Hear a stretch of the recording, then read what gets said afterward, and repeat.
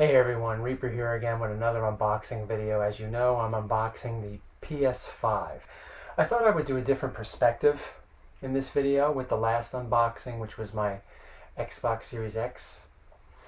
I had it on a smaller table, and I just thought that you might get a better scope of the PlayStation, everything that's in this box.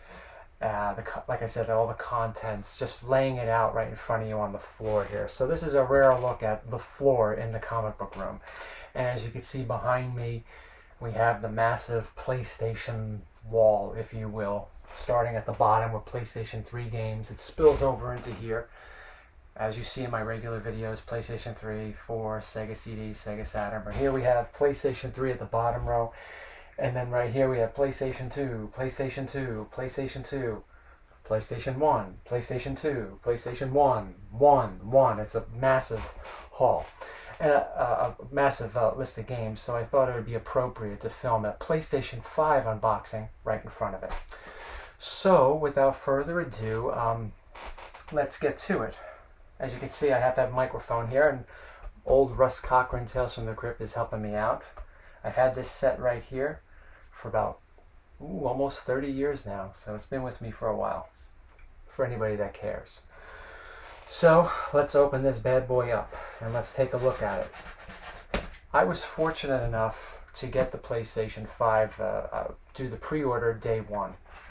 Now I know I'm not going to go over all the issues that happened, with the pre-order this year. I know Sony announced the price of the system and then said the next day everybody would be able to pre-order it, and it turned out people were taking pre-orders that night, like Walmart, GameStop, Best Buy, and I know it screwed everybody up, and people were very angry with that whole pre-order thing for this system. I was fortunate enough that night to get it on bestbuy.com. I too didn't know what was going on, so I got the notification from Best Buy that they were taking pre-orders because everybody else was sold out. And I'll talk while I open this thing up. So anyway, I went to Best Buy and wound up waiting for, let's just slip this thing out. Let's do it on the side. It's probably better. I wound up waiting for almost an hour and a half before my pre-order, maybe 2 hours before my pre-order went through. As I wanted to do the pre-order, it kept saying, when I hit submit, it kept saying error. So I just kept hitting submit, submit, submit. And I did that for almost an hour before it finally went through to how you want to pay for it.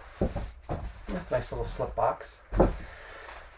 And then when I did that, I wanted to put it, in PayPal, because, I like to pay cash. I didn't want to put it on a credit card or anything like that. And after about 10 minutes of the same thing, after I tried selecting my bank, it finally went through and took me to the Best Buy complete your purchase page.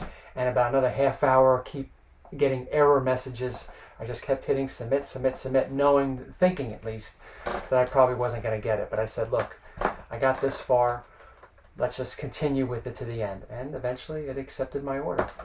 And this morning I picked it up, and Best Buy was really good. I picked it up early morning. We all got online. I was in and out in 10 minutes. I bought 2 games with it too. I'm not going to open the games, but I'll show you them. Okay, so it's a big box. It's heavy and well protected. We got this right here first. Let's move this aside for a moment without knocking anything over here. And you have your standard instructions in here for the PlayStation 5. You have your little wire set up. This is for the wall. And a bunch of booklets, like I said, instructions, all that. Let's see what else is in here. We also have another, this thing right here. The HDMI cable. Right here.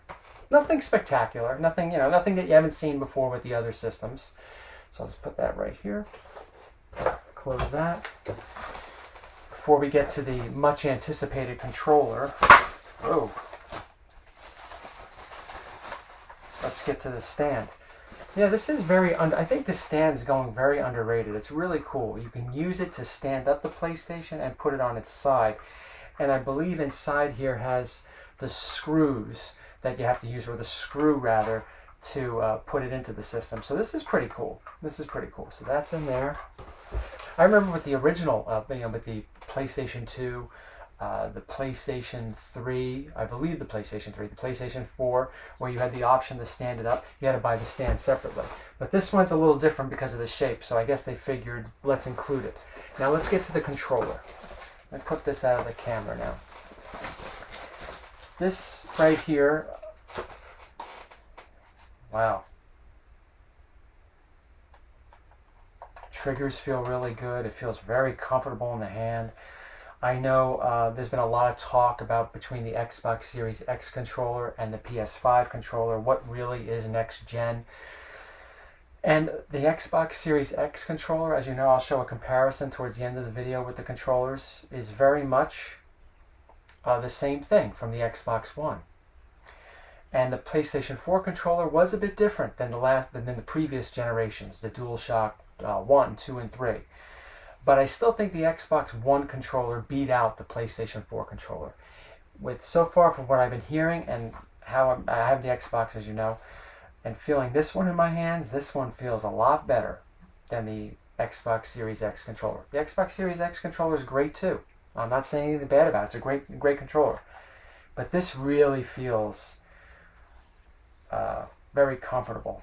Just the way it feels. And I know they have all these different things inside it that really amplify the gaming experience, which is really cool. And yes, there's been talk on the texture of the controller. There are the little X's, O's, triangles, and boxes, that match the PlayStation buttons. Very hard to see, but it is there.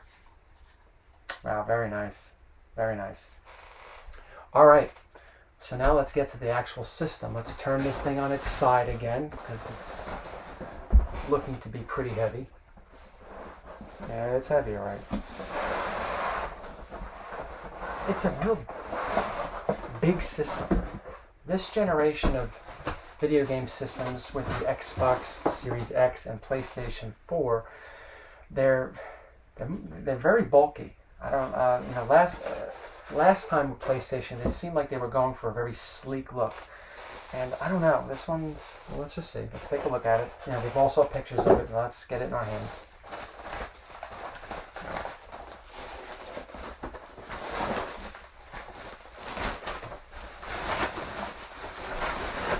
And here it is.